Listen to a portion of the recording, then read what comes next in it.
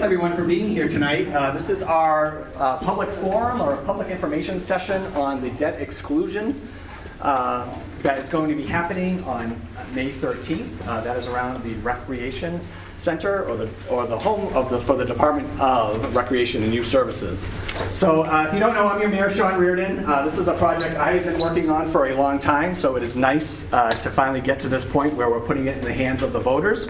What tonight is about, and I'm going to stand over here because this is one of the mics that are picking up, so I'm just, and I prefer to stand before sitting, so I'll tell you that. So again, tonight is not about yes or no, right? Tonight is about giving you the information you need to know about one, the voting, and then what we're really asking of you with this debt exclusion, okay? Debt exclusions are not something we use all the time, right? The last time we used it was 2012, and we had 3 projects that we used for that. We're going to talk about that a little bit later. And then before that, it was back in 1999, we did this for the high school project, okay? All right, so that's where we're going to start. Don't flip just yet, Kim. I will just say, how did we get to this point with this project?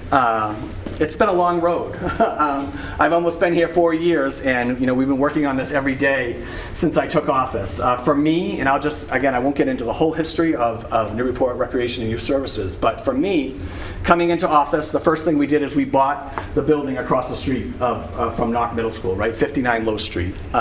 We bought it for $220,000. We bought that with this project in mind.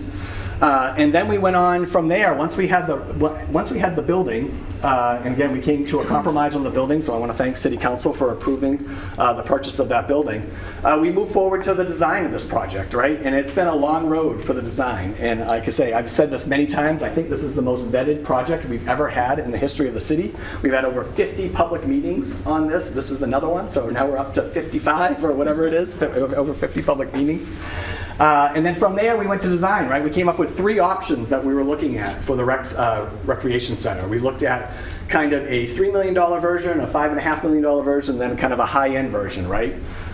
We landed on the one in the middle. And so from that, from there, we thought that was something that was not over the top. It was something that we felt like we could budget for. We felt like we were being thoughtful with the design and with the money that would be needed to go towards it. But then it met the needs of the department, right? It's easy to say, we should have gone with the $3 million one, but that one wouldn't have met the needs of the department, right? So it was nice to see, and it was nice to work with the architect, EGA, throughout this process. So we really got to see what those different schematics would look like for each of those, all right? So once we decided to go with that middle version, then we went on this journey with the city on developing this project. And why I say it's the most vetted is sometimes with projects you do a concept design and then you go to council for a bond, and then the design is all built into that, and then you move forward. Well, for us, because we had funds available through the sale of the Kelly School a few years ago, we started this journey and we were able to get all the way to the end of construction document phase, okay? Which means we can then go out to bid, which we just did, which is why we are very confident of the prices that we have right now. Those prices are locked in right now, all right? And so we'll talk about that a little bit more when we get to it. But that was the journey, how we got here, and then, Kim, you can go ahead, and now we'll talk about what a debt exclusion is. So debt exclusion, it's a temporary, and again, I'm going to try my best not to read. I know we can read here. I'm not going to read the slides to you, but I am going to say, debt exclusion is a tool that we can use, okay? So it's a tool that allows us to tax above the Proposition 2.5, all right? We're allowed to do that for individual projects, all right? It allows us to get funding for that, okay? Now that only lasts for the life of the project. Okay, for example, we'll talk about this a little bit more, but we have debt actually falling off this year from a prior debt exclusion. Okay, so that's what a debt exclusion allows us to go over that. We're going to show some more graphics that kind of go into that a little bit more. Okay, so again, we all have a vote, right? This is what we all wanted. We wanted the citizens to decide whether we move forward with this project or not. The vote is May 13th. It's a Tuesday. It's going to take place in all the usual polling places, okay? So Plum Island, on the Point, we're getting a temporary... What? trailer. Sorry. We're getting a temporary trailer, just like we did in November, to be on the point so the people of Plum Island have a place to vote on the island. The rest of Ward 1 is going to vote what they usually do on Purchase Street at the Methodist Church. Ward 2 is going to be at the library downtown. They've been there for the last couple of elections. Wards 3 and 4 are going to vote where they usually do at Hope Church, and then 5 and 6 will be right here in the Senior Center. It's important to know that if you like early voting, you can vote early starting Saturday, 8:30 a.m., right here in the Senior Center. All right, we're starting Saturday, and then you're going to be able to vote Monday through Friday of next week as well. Friday, it ends here at 11:30 a.m. So if you're somebody and you're already gung-ho, you know which way you're going to go one way or the other, you can come here and vote starting on Saturday. And then finally, there is going to be mail-in and absentee voting available. I know a lot of people reach out to the office about that.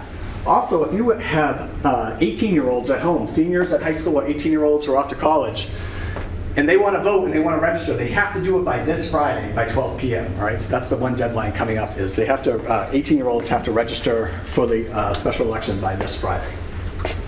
And then I will say this, I didn't say this at the beginning, but everything you're seeing tonight is already on the city website, right? So if you go to cityofnewburyport.com, we have new buttons, real big buttons on the front now. One of them is projects. So if you click on projects, you're gonna get taken to a page that has a list of all the current projects going on in the city. So the rec center is one of those projects. And you talk about all 50 meetings that we've had around this project, 50 plus. Everything is in that project page, okay? So that's where you go if you're looking for answers. Again, if you have questions, you can always reach out to my office.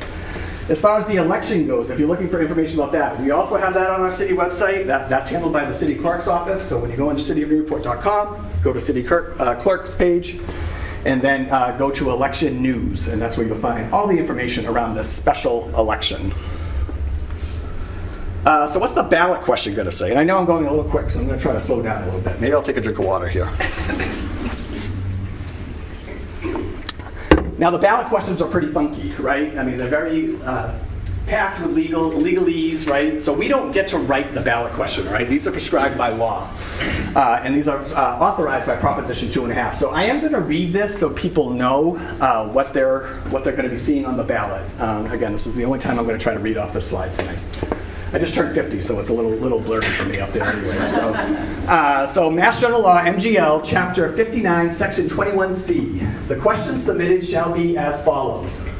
Shall the City of Newburyport be allowed to exempt from the provisions of Proposition 2.5, so-called the amounts required to pay for the bonds issued in order to pay costs of constructing and equipping a new recreation and youth services center, including the payment of all costs incidental or related thereto?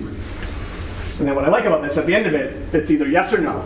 All right, that's what we're really deciding on May 13th, or if you come early on Saturday or the rest of the week. That's what you're deciding, yes or no on this project. Now, some might say, well, there's no number in there, so like, is this a blank check for the city? Absolutely not. The city council has already voted on this. There's only so much that we can debt exclude, all right? They've already decided that. What we did was, I think it's just $7 million and change is what the absolutely most that we could debt exclude. And when the way they did that, we have the total cost that we'll get into a little bit more a little bit later. But there's already funds that we have for this, right? We have the Kelly School funds that we can use for this. We have the Brown School funds that we're going to be able to use for this once we move forward with our purchase and sale. We have opioid funds that we can use towards this. So that $7 million and change number is the most that can be here. So again, just so you know, I know the number's not on there, but the city council has already voted on that piece of it. All right, go ahead. So what's the impact on my tax bill? I can tell you, this has been the number one thing that we've been thinking about with this project since we started, okay? What's the impact going to be for residents, all right?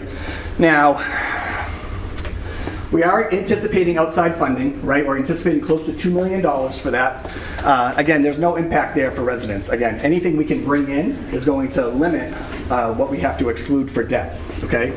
Now, the $6.5 million that the voters will decide on, what that breaks down to is, like, right now, the average single-family home in Newburyport costs $1.029 million, okay? And for someone who grew up here, who's been here for 50 years, that is a crazy number. That's where we are right now, and that's what it costs to live in Newburyport.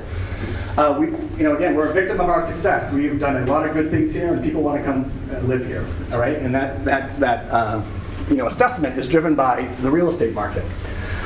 So we wanted to come up with a tool that residents could go on there and find out, forget about all the rhetoric that you're hearing out there. We wanted you to be able to say, all right, what's my home worth? Plug it into the tool, and then find out exactly what that's going to mean as far as my tax bill. All right, so we're going to go ahead on that. All right, so if you want to do this, we have a QR code up there. If you're really technology advanced, you can take a picture of that and go right to it. But this is our tax impact calculator, and I want to credit Ethan Manning, our finance director, for putting this together. This is exactly what it looks like when you go on the city website. Just real quick, when you go on the city website, you go to cityofnewburyport.com and you go to departments, and then you click on finance department. And then on the left-hand side, you will see tax impact calculator. All right, this is exactly what it looks like. It's all color-coded by projects. All right, so what I thought I'd do is I am going to walk us through the calculator, and I'll be the guinea pig. We're going to do it for me. All right, so actually, can you go back for a second, Kim?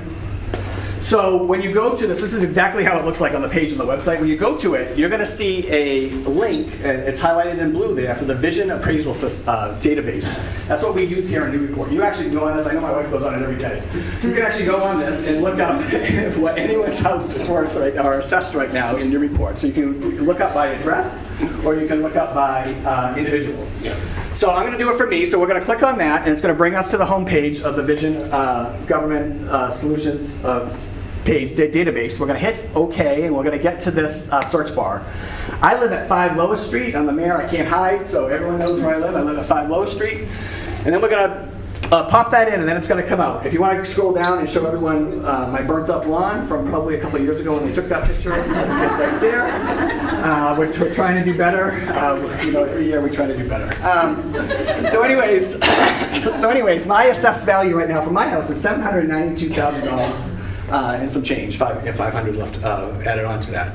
So now we take that number, 792,500, and we plug it into the tax impact calculator. And then voila, boom. That's what, and again, if you want to do this, this is what you should do. This is what my impact on my tax bill will be for this rec center project. And you also see what you're currently paying for all the other debt exclusions that we're going through right now. And just so real quick, again, I'm sure I'm not the only one that's a little blurry looking at this, but the different colors, the pink one on the bottom, that is the Knock-Mullen Middle School project that took place in 2012. That comes off the books, I believe, in 2038. I am currently paying $117 a year for that project. The one above it is the Bresnahan Elementary School. Bresnahan Elementary School also comes off the books in 2035. That is $149. The one above that is the place we're sitting in tonight, the Newburyport Senior Community Center, $45 per year. And then finally, from 2000, we have, or 1999, we have the high school project that is $30 per year. And then for me, the rec center comes in last year if we move forward at $42 a year. Now, what's important about this and why I think this is the right time and the right place for this project is because we actually have debt falling off this year. That high school number, that $30, is falling off this year. So for me, and again, this is just how I do this, I look at 42 and I look at that 30 is falling off, and I know that I am going to have a $12 difference in my tax bill because of this project, okay? It's $1 a month.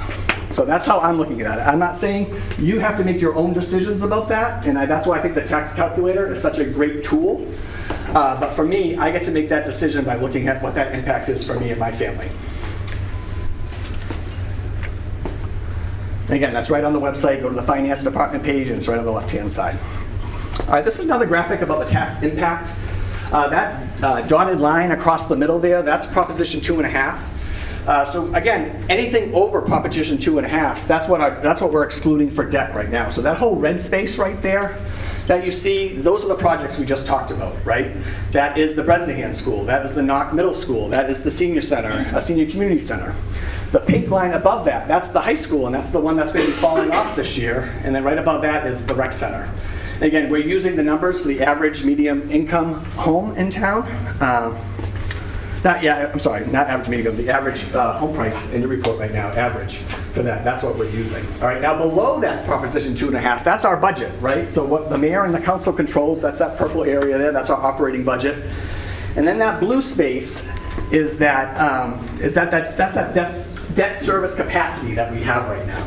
I think this is important, and again, I'll be honest, I was not sold on this route as far as the debt exclusion when we first started talking about it. I don't know if Councilor Zine is here, but I credit Councilor Zine. He came up with this idea months ago, and I wasn't sold on it at first, but the more I thought about it, I think this is the perfect mechanism because one, the citizens get to vote, which I think is incredibly important.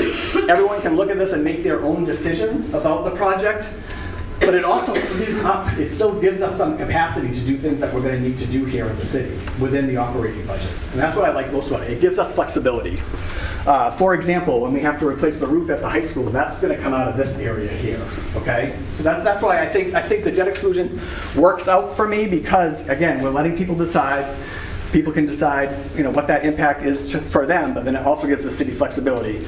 Because there's always going to be stuff that we have to do in the city, right? And I think that's my biggest challenge as mayor is finding the most fiscally responsible way to move forward on a lot of these projects and a lot of this infrastructure upkeep that we have to do here in the city.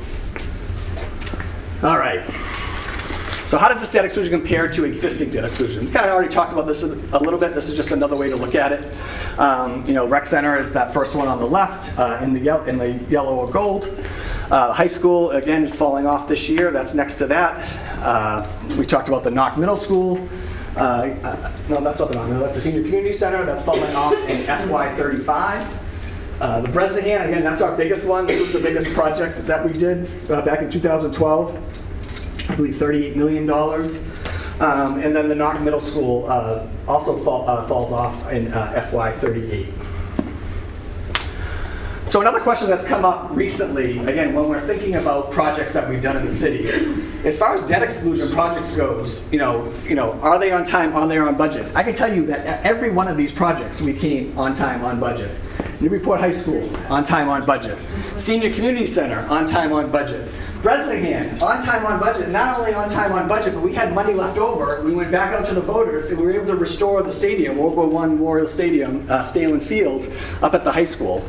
And then Knock Mullen School, on time, on budget. So we know how to manage projects, we know how to do them well, and we know how to come in on time and on budget. So some people will mention the fire station, which wasn't a debt exclusion. We just built a $9 million satellite fire station in the West End. But that fire station was moved forward before we had construction documents for it, right? So the council passed something based on a concept, we designed it, and then when we put it out to bid, it was off, right? And so we had to go back to council for more money, plus some time had gone by at that point as well, right? So that price tag went up. But that wasn't over budget because we hadn't budgeted for it yet, right? We didn't get to that construction document phase, which makes the rec center so unique is that we've come to the end of the road here as far as the only thing we have to decide now is are we going to move forward with this project? We have the prices locked in, are we going to move forward? Okay, so again, it all comes down to cost, right? This went out to bid.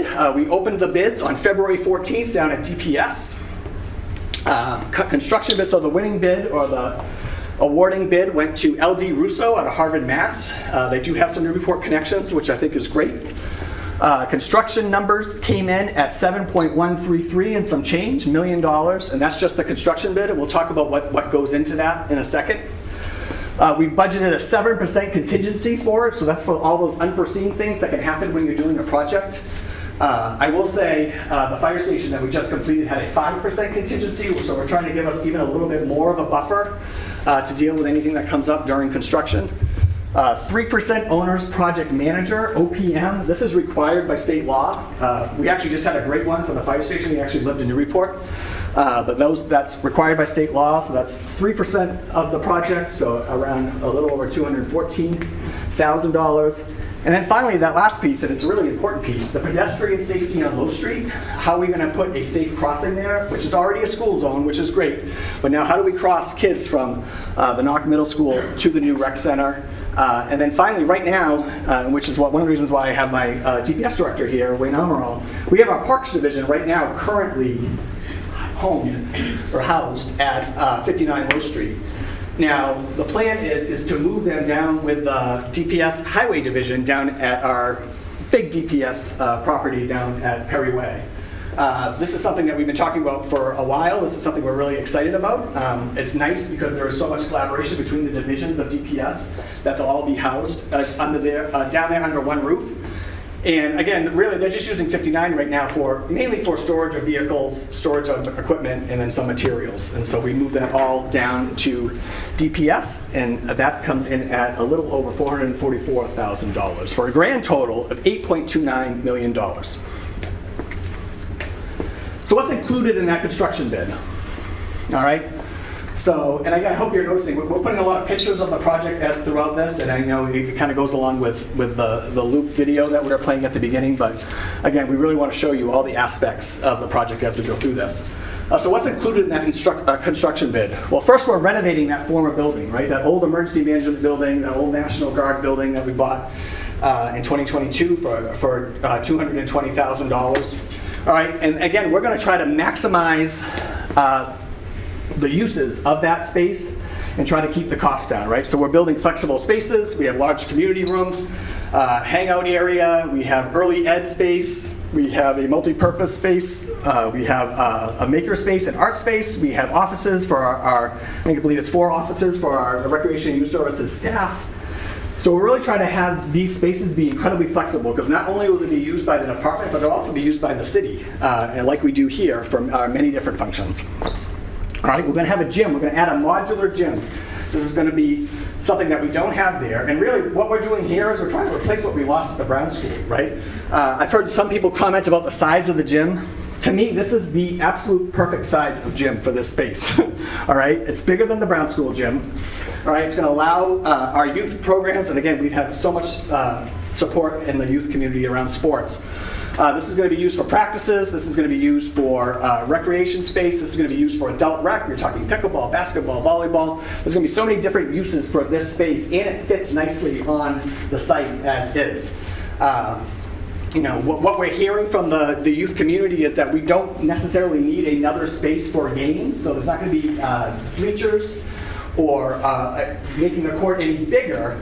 Again, we're going to get the maximum amount of uses out of this space. You know, and again, I just got through basketball season, but you know, we use the Knock-Mullen, we use the high school, we use the Bresnahan School. I mean, those are used all day, every day on Saturdays and Sundays for games, and it's great because it's a great venue for kids to be able to watch, parents to be able to watch their kids play.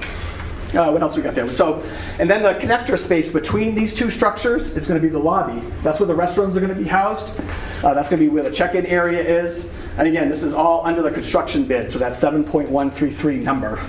Sidewalks, parking, landscape improvements, including trees, patio, court, out back. There's going to be a half basketball court. There's going to be a grassy open space area.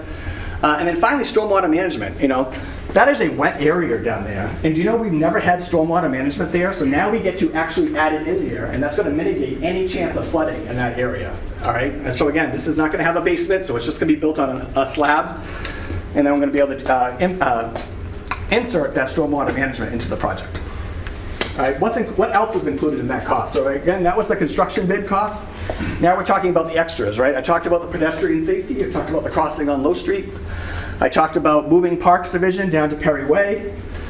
We talked about adding the construction contingency, again, which we're being extra safe on, I believe, and by having that 7% construction contingency built in. And then we're talking about the OPM, Owner's Project Manager, which we have to do. It's required by law.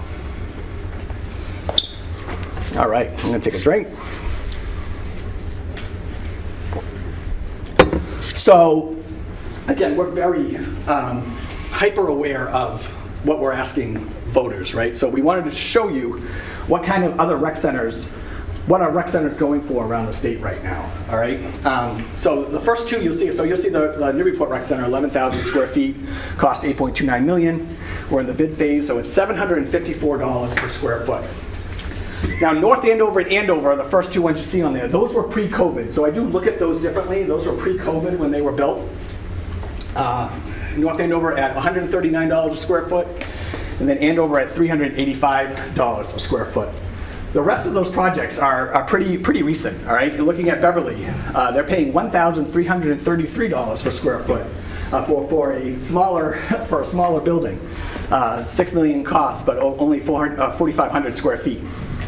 Wayland, 10,500 square feet, $12 million project. They're paying $1,143 a square foot. Lincoln, Mass, 20,000 square feet. Their budget is $24 million. They're in bid phase. They're paying $1,200 per square foot. And then finally, Billerica, 22,000, so a much bigger facility, double the size, 22,400 square feet. They're paying $804 a square foot. They're paying $18 million total. All right, so I mean, we're in the ballpark, and I think we've really designed a really cost-effective project for what we need for the community, but also what we need for the department. Okay, this we'll kind of end with this, and again, this is more opinion than anything else. I don't have any facts here. I don't know what happens if this fails, right? To me, we go back to the drawing board. We, for me, anything that we come back with, again, the longer you wait, the more expensive it's going to be, right? That's why it's so important that we are able to lock in this bid now. But we will go back to the drawing board. There are some realities here we'll probably have to face. We'll continue relying on other facilities, again, which are tough to rent. We've already seen that problem play out over the last 4 years. We can't find those big spaces or flexible spaces that we can do more programming in. So we might have to scale back some of our programs and services at NRYS. Again, if this doesn't move forward, really anything is on the table about how we continue to service not only our children here in Newburyport, a wonderful department and Newburyport Recreation and Youth Services, but also this new recreation piece, again, I think could be such an impact piece for the city. I mean, what's to remember about this project too, not only the project, but the department, is that this is a revenue generating project. They generated over $700,000 last year in the program, and that's without a dedicated space. And again, we're not trying to create something new here. When we built this place right here that we're in, it was brand new. We had nothing like this in the city. We created the program. We built it, and they came, and we've got a thriving senior community center right now. Right now, we're just trying to replace what we lost at the Brown School with Newburyport Recreation and Youth Services, right? So that's how I'm approaching this project. And let's see. Yeah. Oh, and the last thing I'll just say is, no, you can go off it, that's fine. The last thing I'll say too, we're going to have to look at spaces like this and how this could be utilized differently. But again, it doesn't solve the problem. It's another Band-Aid until we come back with probably a more expensive answer. But I don't know that, right? I don't know what happens from this. Again, I think we have the right project at the right time that's going to have the right impact for the most amount of people here in Newburyport. So I'm going to pause here. This will be the end of the presentation. I'm going to get a big drink. And so I just wanted to introduce everyone I have up here. I'll go to the podium because I don't think they'll hear me otherwise. So we're going to go to the Q&A. Up here I have Wayne Amaral. He's our Director of DPS, Department of Public Services. I have Andy Egmont, longtime Director of Newburyport Recreation and Youth Services. I have Ethan Manning, our Finance Director. And also I have Kim Turner, our Project Manager. All right, so I guess I'll ask, does anyone have any questions? That we're going to put there, how they're going to cross. Sure. We're going to have a sidewalk just in front there. Mm-hmm. Again, ideally, when we continue, and again, we've been working on Low Street for a while now. We want to continue doing that. Ideally, we would love to have a sidewalk go from Hill Street all the way down to Perry Way. That's not in the plan right now. That's going to hopefully continue as we're looking with Safe Routes to Schools for Low Street. But we are going to have a sidewalk on the rec center side. And then, Wayne, if you want to talk a little bit about the signal hawk. Sure. So the signal that you see that we have on this plan here is the same signal that we put in the application for our Safe Routes to School project at Low Street, at Colby Farm, and North Atkinson Street. So it's MassDOT approved. It's the best signal you can use right now instead of a standalone typical signal. It stays black all day long until you press the button. Once you press the button, it turns red. You have to stop. It's better than what we see in a lot of locations with the rapid flasher beacons. They're great on low volume locations where you see the flashing yellow, which gives a message out to a driver, you have to yield to pedestrian when you get there. This is one step up from that. This is a red light that comes on. So you press the button, you wait for the vehicles to stop, you cross the street, you wait for them to yield, wait for them to stop. So it's the best device for the cost and for the location. It's a pretty simple, it's the same signal we have at the Route 1 Rotary, at Route 1 in the Dunkin' Donuts, that whole rotary. We have a signal. We have next to Kelly courthouses. Yeah. Where the courthouse is. Oh, it is the 444,000 go. So that 444,000 is the signal hawk. It's the work being done in front there. It's moving DPS to Perry Way. All right. So moving that division to Perry Way, and then making sure Perry Way can handle all the materials that we currently have at 59 Mill Street. Yeah, okay. I have a question. Sure. Mr. Gallagher. The people that are going to be using it, are they going to be paying a fee like Kidney Care or any of those other ones? Sure, so it's not a daycare, but I'll let Andy speak to this a little bit about how the pricing usually goes with their programs. So I answered this question to somebody the other day, and I said, using the building doesn't cost money, the programming costs money. So the way that our department runs is that most of our programs cost a fee. We do offer some for free. The cost is offset by other programs. That all of our programs are self-sustaining. The city doesn't pay for any programming that we offer. So fees are used or donations are used to cover the cost of programs for people who attend. In addition, I'll just add that, because another question people have asked is about non-residents. We do open to residents first, and then we fill in spaces with non-residents. And non-residents pay either $10 or 10% more, depending on the amount. And so all of the programs are covered by fees. However, we also subsidize all the programming for anybody who financially needs it. Nobody's ever turned away. Is there it opens at such and such a time and closes at another time? Yeah, so for example, this year, our summer registration started on March 12th, and in an hour, we had brought in hundreds of, thousands of dollars in programs. So our summer's our biggest numbers for programs. And so we open it for, this year we opened it for 3 weeks for residents first, and then it opened for non-residents.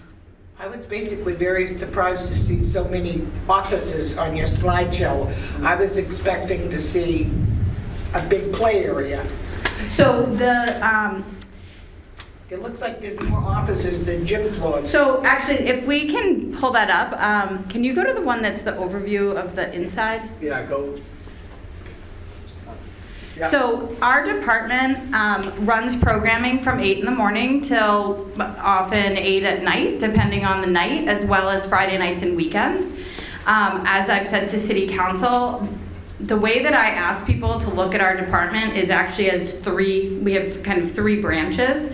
So we have a director of recreation and enrichment programs, and he has an activity coordinator who actually runs. So he helps manage everything, oversees everything, does all the administrative, and then has an activities coordinator who actually goes and runs the program. Then we have the youth programs, which is for middle and high school. Again, we have an associate director of that and an activities coordinator. And then the third piece is our services and supports. We've had a prevention coordinator since I think my third year here, which is 17 years ago. And we have expanded that to add a social worker.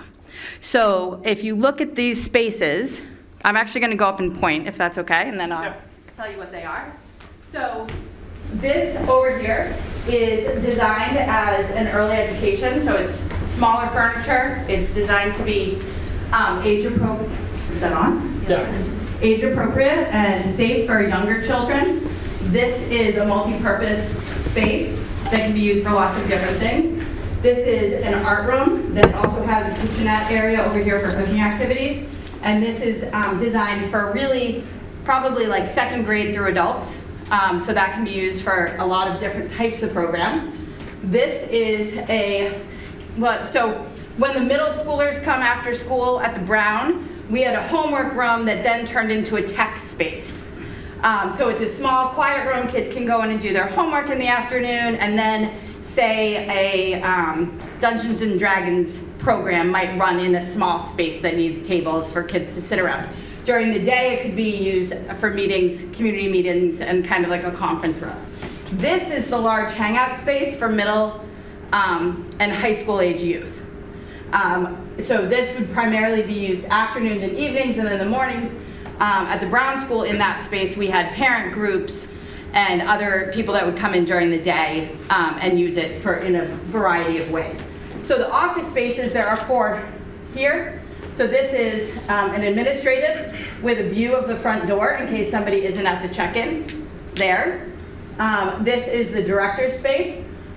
This is recreation and an activities coordinator here, and this is prevention and social work here. And then over here is the youth. There's 2 desks in here for the staff that work with middle and high school youth. So I know we hear a lot that people don't understand why we have so many staff, but if you look at all of the programs that we offer and the hours that things are offered, these 2 positions, we're in, a regular 8 to 4 day. These 2 are coming in maybe 8 in the morning for preschool programs. Maybe they're coming in at 12 and staying till 7 for after school and evening programs. These 2, might be coming in and working 10 to 6. The other one might be working through the night, till the end of the dance on Friday night or the youth council meeting that goes till 8 o'clock. So the actual percentage of this entire building that is office space is 7%. I think the idea that it's mostly office space is because people aren't really aware of what these other spaces are designed for. So I hope that's helpful. No, good. I was very surprised when I saw the slideshow of it. Yeah, and I think it's important to highlight the other services that Recreation and Youth Services provides. It's not recreation. You mentioned social work. I mean, to have a safe space for families to come in, especially at-risk families to come in and work with our social worker, or for kids after school, needing counsel, we have that space here in this building. So thank you, Andy. Questions? Yes. Now, this design was also fielded by City Council and approved and voted several times on. So this design has actually been passed through all the officials of the city. And Andy, did it actually cover everything that you need? Because I feel like that's probably more important than what we think you need. As someone who's been doing this for almost 20 years, does it have what you need?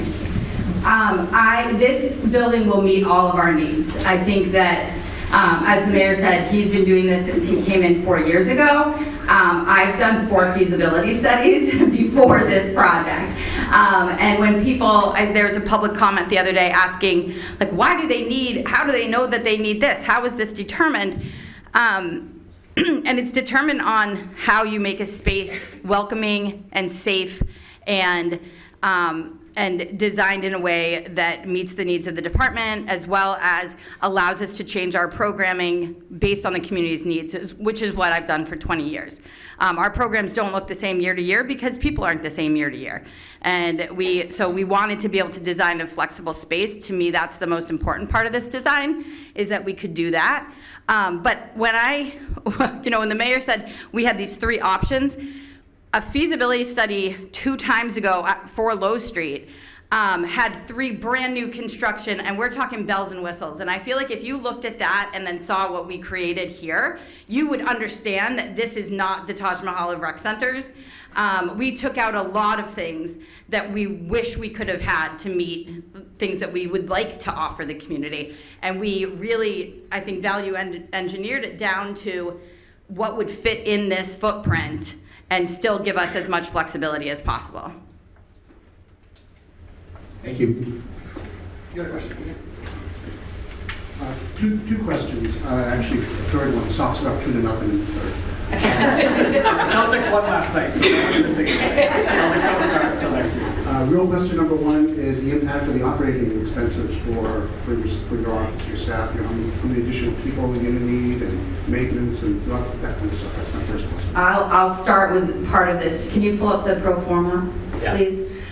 So as far as staffing goes, the positions that we have right now would be the same as far as full-time staff. And I also want to note that some of our full-time staff only work 20 or 25 hours. So they're considered full-time, but they're not actually working a 40-hour week.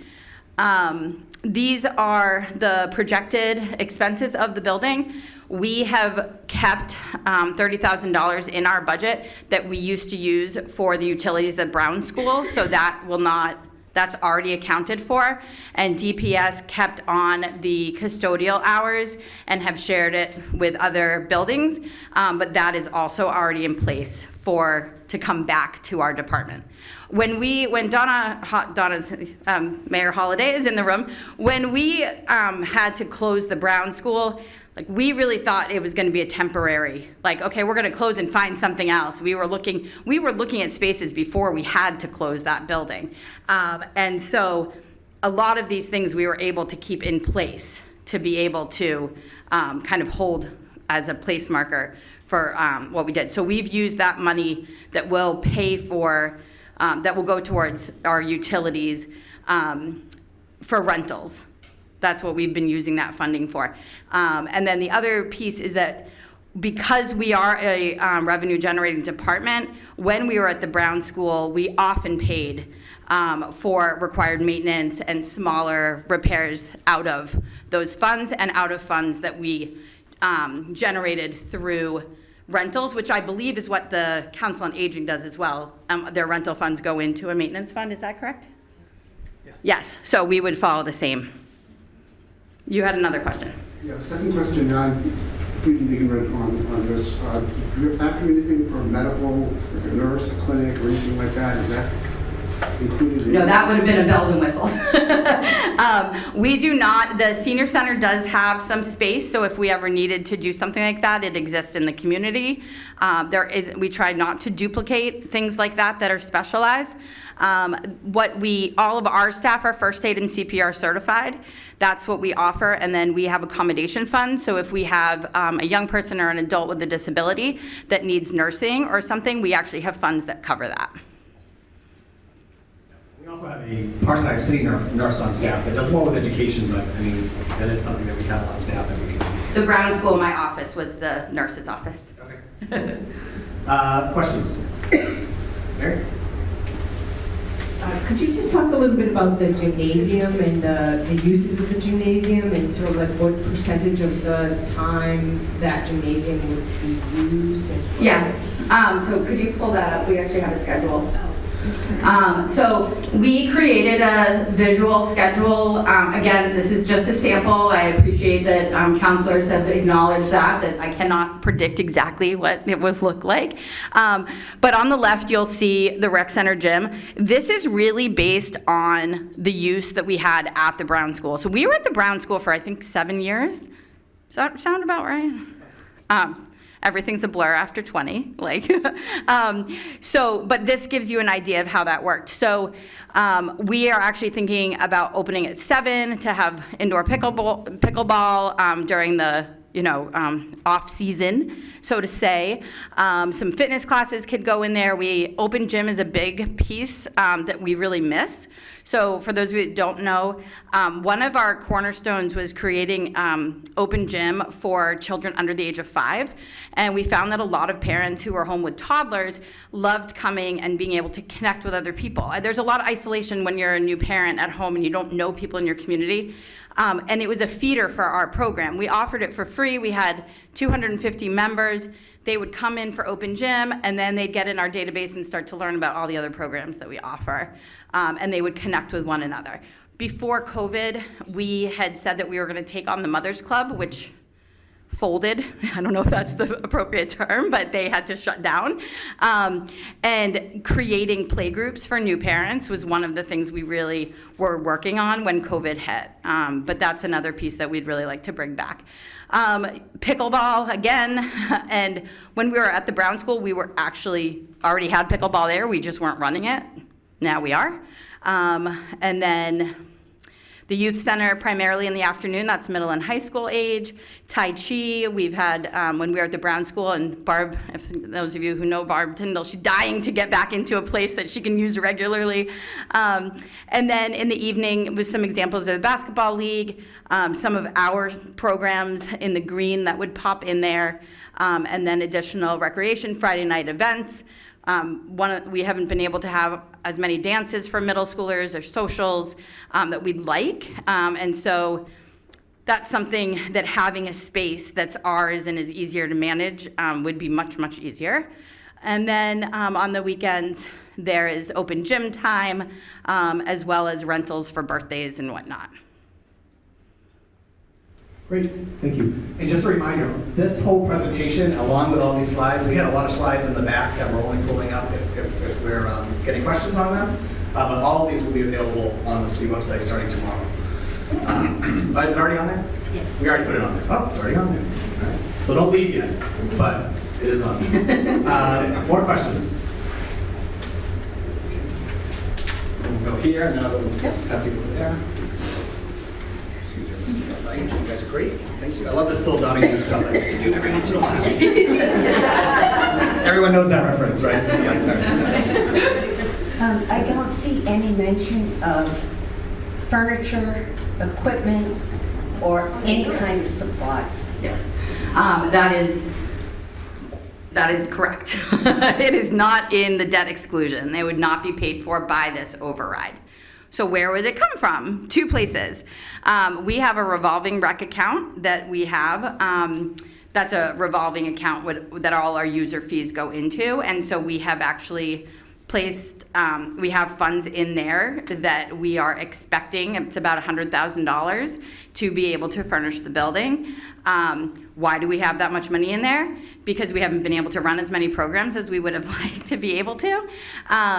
And because we knew this was coming. We had to throw out the majority of materials from the Brown School that were stored there because when we went in to get them, they were covered in gross.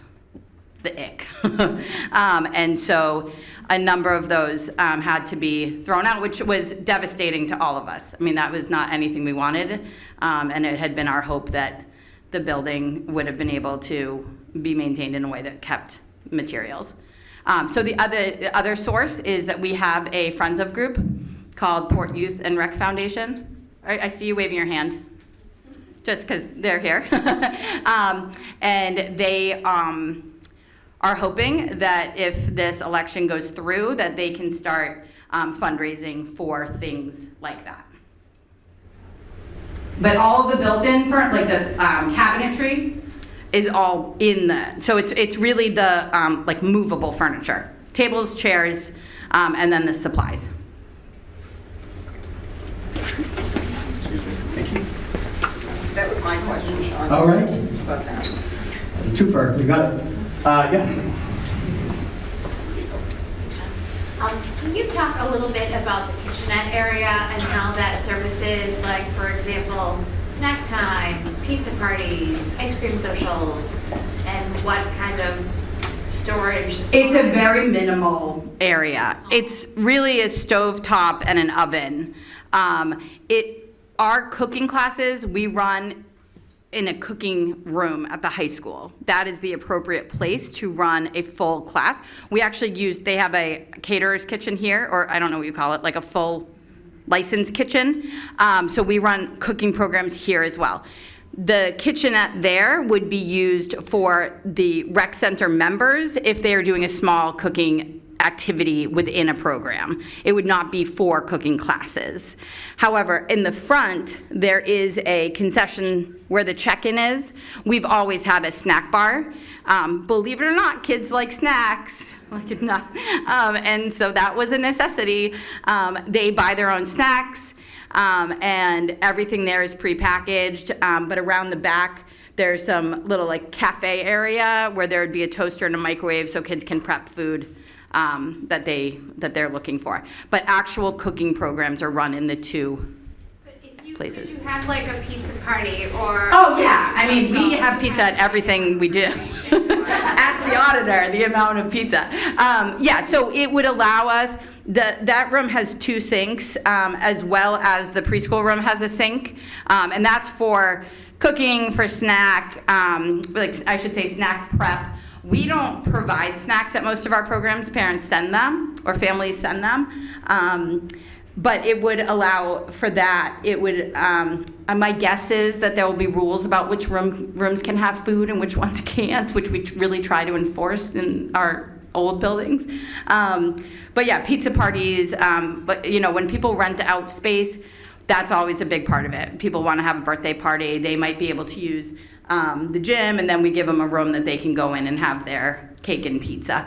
But what I will mention on that note, though, that this design also allows us to close off the rest of the building when we, like, let's say we have a dance or an event in the gym. We have 200 kids there. We don't want them roaming around the whole building, so we'd be able to close off the rest and they'd have access. Any other questions? Yes. I'm gonna go back to, I'm gonna let people who haven't asked a question yet, but it looks like we're good. Oh, right here, hold on.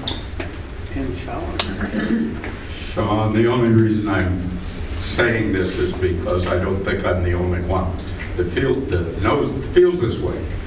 But I'm 80 years old. We've been married. We've been living in Newburyport for 55 years. Our 2 sons went through Newburyport school system, one of whom was in your class. Maybe you know who I am now. But my point is, my question, not even a question. As recently as a week ago, I really had no, maybe it's my fault, but I really had no understanding of what this was going to be. In my mind, I envisioned you were taking that old building on Low Street and just renovating it into a gym and whatever. And that was about it. And it sounded like a lot of money for that. I contacted you online and you pointed me to that website on the city website, that program. And we watched that, we both watched that. And frankly, that made all the difference in the world to us, or at least in my mind it did. And my concern is that a lot of people in the city aren't even aware that that's up there, haven't seen it, and have the same idea of what is this project all about? What are we getting for that money? And it seemed, I don't know how you do it, but it seems like somehow the word's got to get out there through the newspaper or whatever of that website so people can see what the project really is. Thanks, Mr. Becker. Can I add to that too, that I do think we've always felt that there are so many people in the community who don't know what the department does because we've only been here for 20 years, right? So if your kids are as old as him. Let's turn 50 on Tuesday. My birthday's in 6 months, I'm right behind him. But there are a lot of people who aren't aware of what our department does. I know that there were some comments online about us changing our name. When the Parks reorg happened and we were going to take on adult recreation, and a counselor had suggested that we weren't formally a department, you know, for 20 years, we went through the process of doing that, and at that time, we opted to change our name to tell people what we do. NYS has been, that's what it is, but if you don't stand in line to register your kids for NYS, you don't know what NYS is. Honestly, you think it's Newburyport Youth Soccer. The amount of phone calls that we get from new residents for Newburyport Youth Soccer. And because we don't have a traditional Parks and Rec department like a lot of other communities, I think that's what people like kind of associate. And people would call and we'd say, well, we're not parks. You know, we're youth services. Well, what's that? Well, we're actually recreation, social services, enrichment, you know, we're all of these things. That's why we changed our name. Because we wanted the community to understand. My title has been Director of Recreation and Youth Services since at least 2012. That was my title, even though I was running youth services. Recreation has always been, and several of our staff are certified Parks and Rec professionals. And we never had a formalized adult rec piece, and that's why I thought that was so important when we did decide to, you know, do the reorg with the Parks Department. That was such an untapped resource in the city. We have so many more people that have moved in. People are living longer. I think there's nothing more we can do than support the mental and physical well-being of all of our citizens, whether they be kids, you know, old people like me, or senior citizens. There's just such a vast amount of programming that we can do. And like we've seen what we've done with this building. Like look what we could do with a home for recreation and youth services. So that's how we look at that.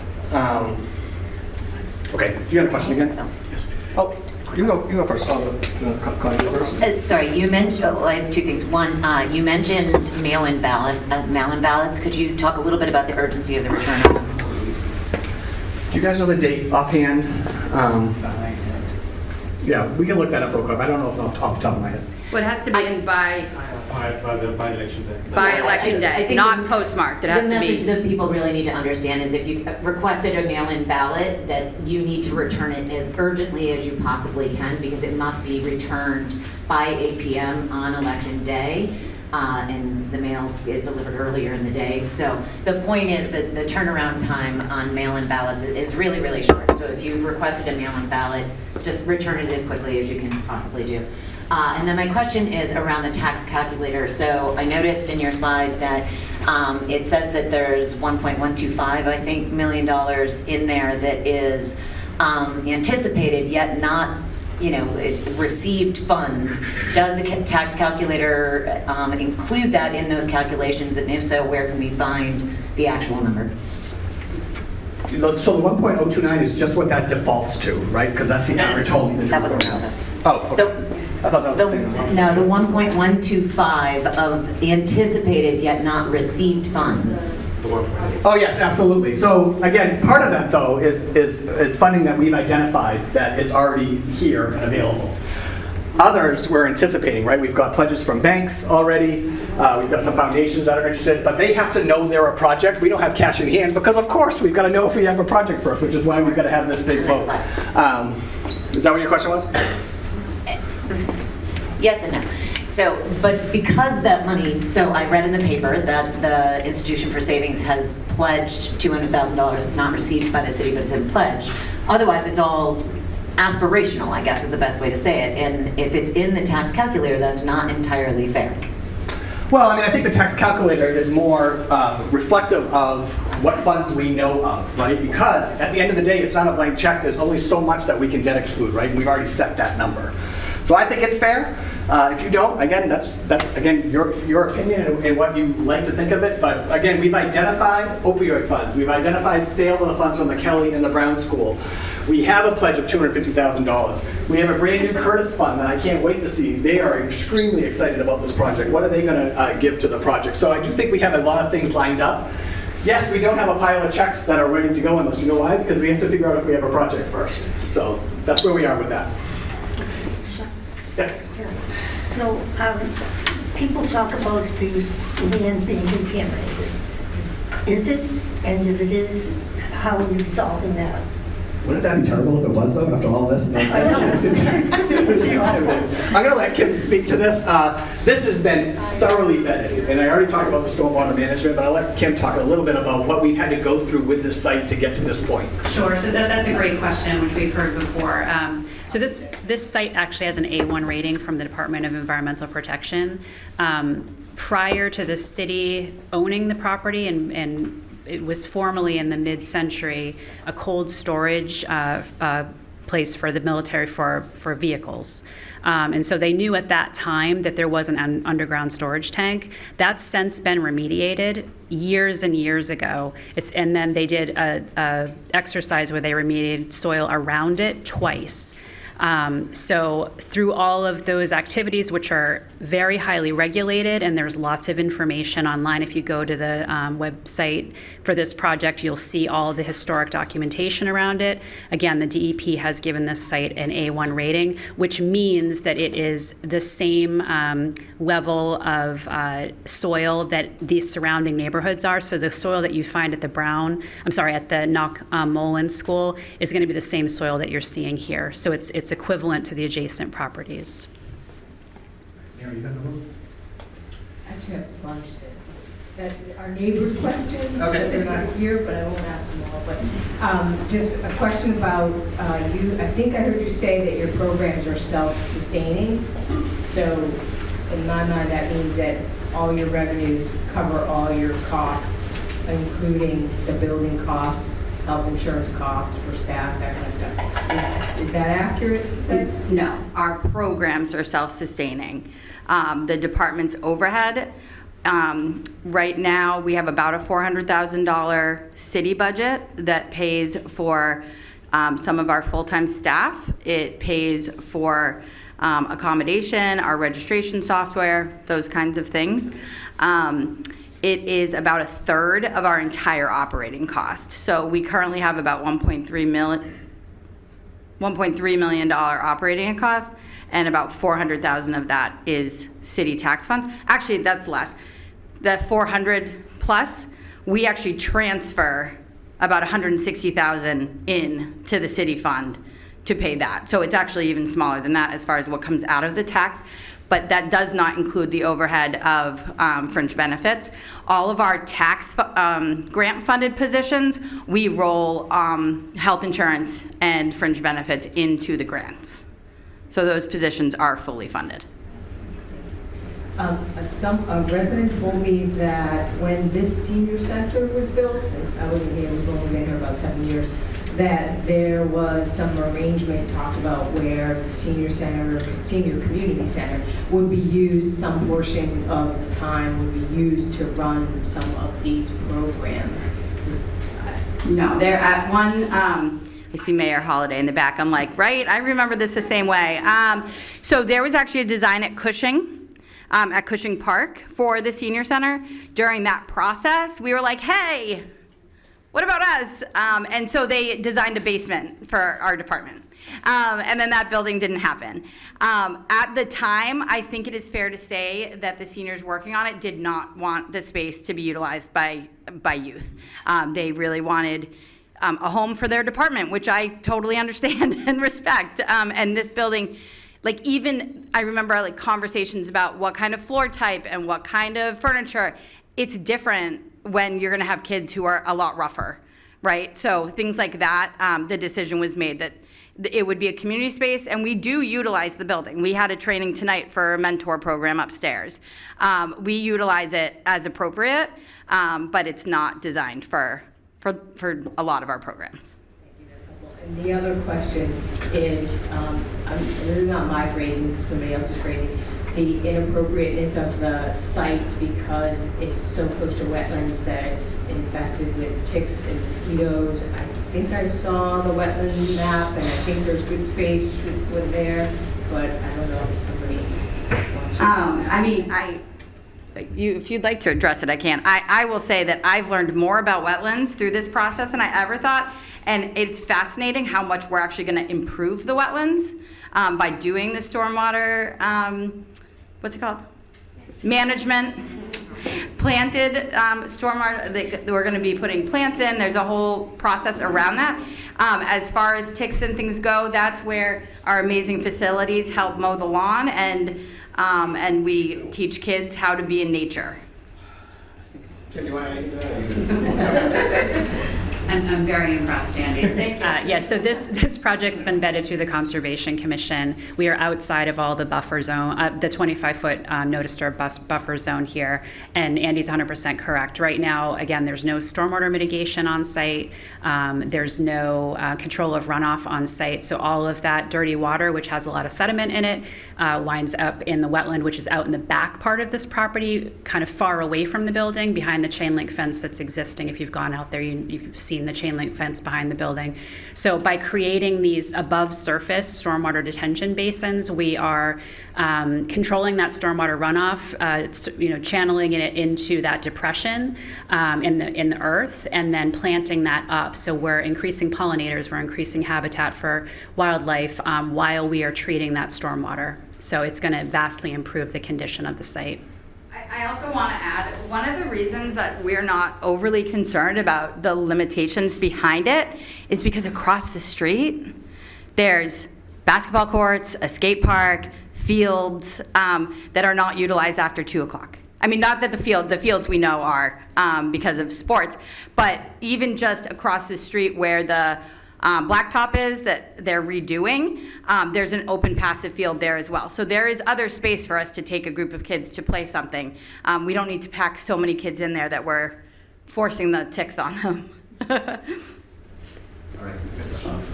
Thank you. Andy, I'm not sure if I understood that the center will also offer programs for adults. Did I hear that earlier? Yeah, so we have always had adult programming, usually focused on parents or caregivers. Like I said, mentors and other things. We have a wonderful working relationship with the senior center, and we're not looking to duplicate efforts. We've said to them, wouldn't it be great if you could bring a walking group over and use the gym, in the middle of the day, in the middle of the winter. I know people like mall walking, but there are no malls very close to here. So we're not looking to duplicate that. We also know that there's a wonderful adult and community education. We're not looking to duplicate that. Right now, when we took on what the Parks Department was doing, it was pickleball and a hiking club. So that's our adult rec. If we get a space, we will be able to expand to pick up basketball, a volleyball. There's nothing in this community that is I don't want to say that. Let me rephrase that. The 30-somethings are actually the group that there isn't a lot of programming that isn't privately paid for through gyms, and those are often very expensive. So that is an area that we actually would love to see expanding for 20s and 30s. And then also, filling the gaps, but it would be recreation-based. So it would be activity-based as opposed to classes, which is what adult ed runs. Does that make sense? Yes. Okay. Thank you. Yeah. If this project is approved, when do you think it'll be ready to be open? I'll answer that real quick, Kim, so we don't have to, but built into the bid is actually a timeline. It has to be done within 16 months. Now, could there be change orders and things like that? But according to the bid, once we get the go, like I said, we're going to be able to know that one way or the other pretty soon. We can get working on this, and we could have a new building in 16 months. Is there anything that needs to be done as far as? You have a question? Yeah, I have a question, Mayor. Is there anything, somebody asked me, I said, my understanding is that because it's gone to bid, it's gotten all the permits and everything necessary, could they actually break ground right away, or are there any things in between signing that contract? I'll let my project manager answer that. I mean, there's always. I'll go down there with a shovel if you want. Right, I'm ready. There's always, front-loaded items that have to happen. You have to have a site kickoff meeting. They have to order materials. Yeah. So I don't think they're going to be putting shovels in the ground the next day. But they are, again, we have all the permits. We have once we have the contract signed, it should start pretty quickly. Just want to point out, those of us that were remember back in 2014. When seniors were in the same predicament as the youth were at this point in time.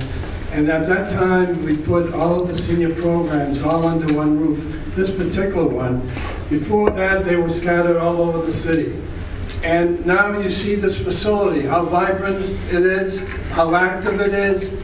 And let's not minimize the social impact of having everything together under controlled supervision and the synergies and reacting with one another. And that's the most important thing at the age group that most of the kids are going to be at under the rec center. Thank you. Any more questions? Mr. Lush.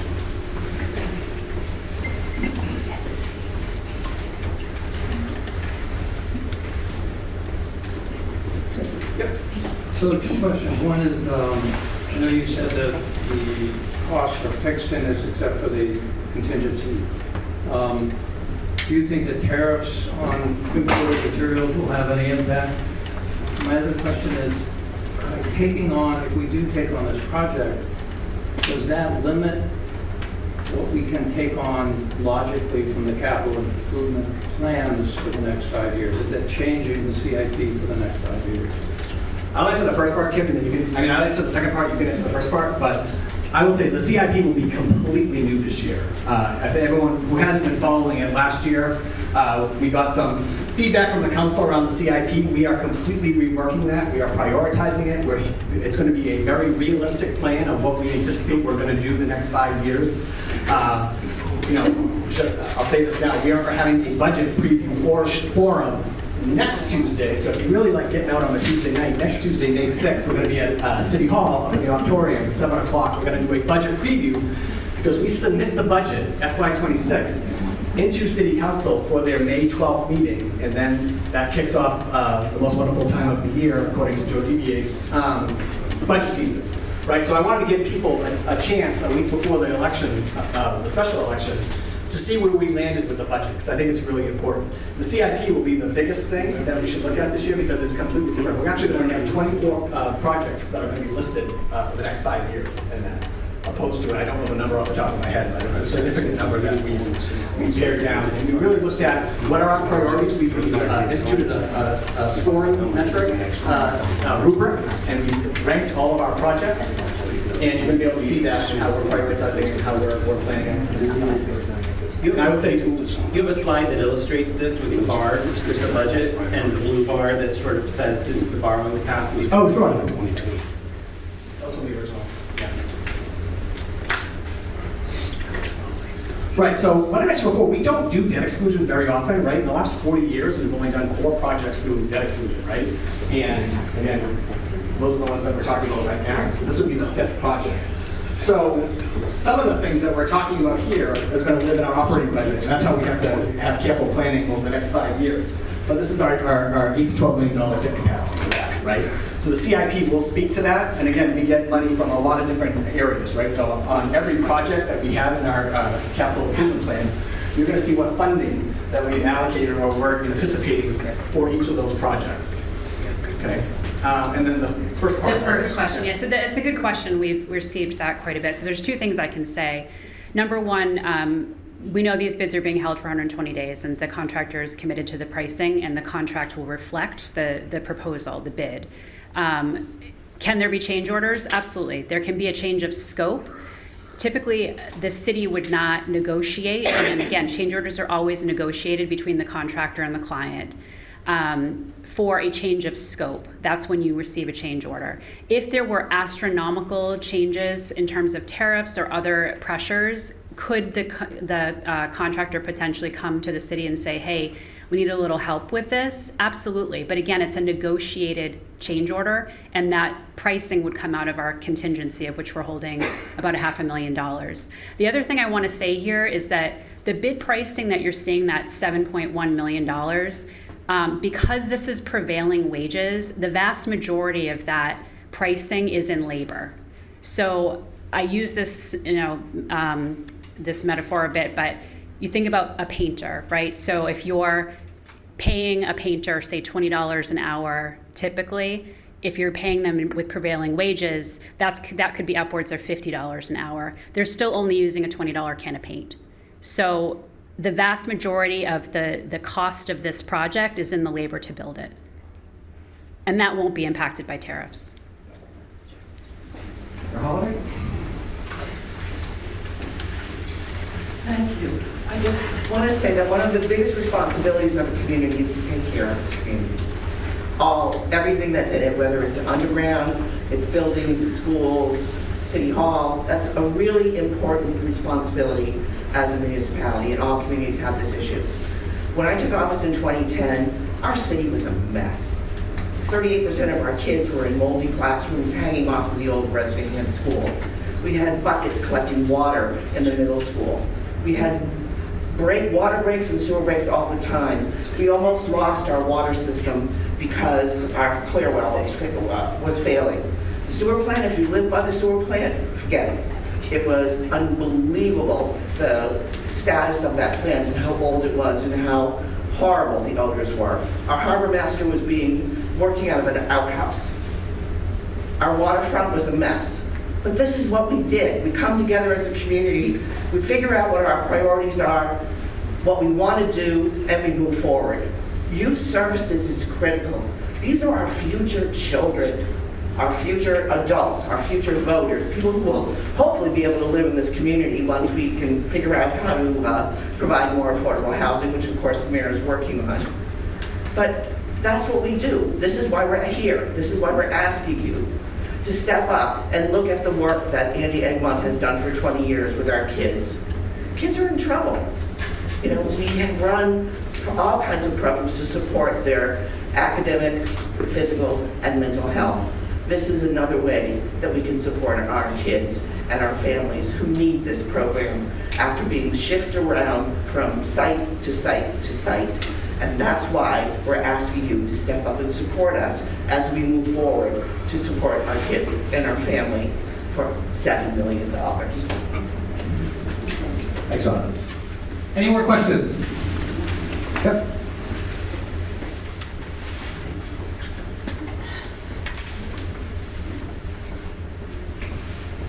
And it is no joke, it is 78 degrees in here, so you're as hot as I am. And snow melts in the heat. And Jake's snow. She's gonna cool us all off. I just have a favor for the next meeting, and I think it's what, the 6th? Maybe? 6 is gonna focus on budget, yes. I understand all this, and I realize that, you know, some of this is coming off, and it will help to defray the cost. But we also, for those who go and sit at the council meeting, know that we have a lot of projects that cannot be delayed. So will you please come to that meeting and share with us, you know, who's on the CIP list, what is going to get done, and the cost of it. My biggest fear, as you well know, is the water and all the needs that we have, because as the mayor said, we almost lost water once. Let's not repeat that. Thank you. Yeah, you'll get to see, I don't know if you'll get to see it on next Tuesday, but we are going to highlight probably the highest rated, again, through the scoring metric, the highest rated projects. You are going to see some water projects on there. We were just meeting with Wayne and his team today. You know, again, we're really focusing on the Indian Hill project. How do we move the different phases of that project along? You're going to see the Indian Hill Story Pump Station is up very up high on the list. That's just one of them off the top of my head. But again, I do think, I hope anyways, is that the council and the community will really appreciate the prioritization that we put into this and the thoughtfulness that we put into what this realistic capital improvement plan looks like for the next 5 years. So again, I'm excited to share that, not only with the community, but with the council. But that'll be part of the presentation next week. Next week, again, because we haven't submitted the budget yet, it really will be somewhat high level, but you're gonna know where we landed. You're gonna know the challenges that we've had this year with the budget, and you're gonna learn a little bit more about the decisions we've made to try to limit the impact to residents, but the tax impact to residents, but also a budget that helps continue to move our city forward. Did you have one more question? Yes. Is the gymnasium regulation size? So we talked about that a little bit. So this isn't, I got this. No, this isn't a regulation size gym as far as like we wouldn't have a team go down there and have a game with bleachers and stuff. It's going to be bigger than the Brown School gym. So I was a youth basketball coach for a long time, and I always had practices at the Brown School. So what we're trying to get at with the gym is a functional space that we can utilize. We've heard from all of our youth leagues in town, and they are extremely excited about this gym because there are kids who are in 5th, 6th grade having to practice at 9 o'clock at night because of lack of gym space in the city. So this gym at the 59 Low Street is going to give us more flexibility for the winter for those basketball teams, but also it's going to give us a lot of flexibility for adult rec programming for our youth throughout it. And I think when we showed those schedules earlier, that was a schedule for the gym as well. So what's that? Why not make a regulation size? It is regulation, it's middle school regulation. It's a middle school regulation hoop. So court. that is what the basketball lines are set up as, is middle school size, which is the same as basically the Bresnahan gym currently, and the Very small than the Bresnahan. What? It's a little smaller than the Bresnahan. That's just because Oh, the because of siding, the but the siding, actual yeah. court, Yep. I believe is the same when we looked at it. Yeah, so we will have, There's no locker rooms of any kind, is this the men's and ladies' rooms? just the restrooms. Yep. So there'd be no place for people to do a change of clothes, going in or out of the In the restroom. I would say the restroom. Yeah. And the restroom holds either 5 women and 4 men, I think it was? Yeah, I think it's I mean, if you want to fill up a basketball court, and you had to have a bunch of kids come in the wintertime, they're wearing heavy clothes, and they had to get changed. So I can tell you at the high school, at the middle school, at the Bresnahan school, none of those places you're using a locker room. They don't have any places to change? None of them, and that's where all our games happen throughout the winter. And I've worked in all of them, but none of them come and you go into a locker room. We do have restrooms available in the schools for when that happens, but couldn't they use classrooms off to the side? at this place? No, when they're doing it at the schools. Oh, could they? It's just never come up, to be honest, because kids come prepared to play in the games, and they have game after game, so you're in and out. So it's honestly, it's never come up. I also think it's a cultural change. I think that people aren't as, there's just a shift where people aren't just going into locker rooms and all changing with kids. Like when I talk to the high school, they're like, we don't shower after gym class, we don't go in there. Like, it's just, it's a shift. Any other questions? before I turn off the heat. Just kidding. I can do this all night. I tell you, this is Phil Donahue. This is my time to shine. No more questions? All right, so just some recap. Thank you first all for being here tonight. I think we have just over 40 people. I think that's wonderful. You all came out to learn a little bit more about not only the debt exclusion and what we're asking you to vote on, but then you also got to learn a little bit about the project as well. Just a reminder, City Hall next Tuesday, 7 p.m. upstairs in the auditorium where you're going to do a budget preview. You guys took it easy on Ethan Manning tonight. Didn't have to say a whole lot, but he is on next Tuesday, so he is going to be ready to go. I'll be on too again, unfortunately for you guys. But so we'll do that next Tuesday. Again, it's 13 days to the vote, so if you still have questions, please check out the city website. We have to be very careful about how we push information out to you. That's why it's housed at the website. Again, if you like what you heard tonight, tell a neighbor. If you don't like what you heard tonight, tell a neighbor, but tell them to look at the project page that we have, because absolutely everything that has to do with this project is on there, okay? And really, talk about that tax impact calculator, because it really gives you the information you need to make your individual decision about this project. And that's it. I want to thank my great staff here for being here. And again, thanks for being here. And I hope I see you next Tuesday at City Hall.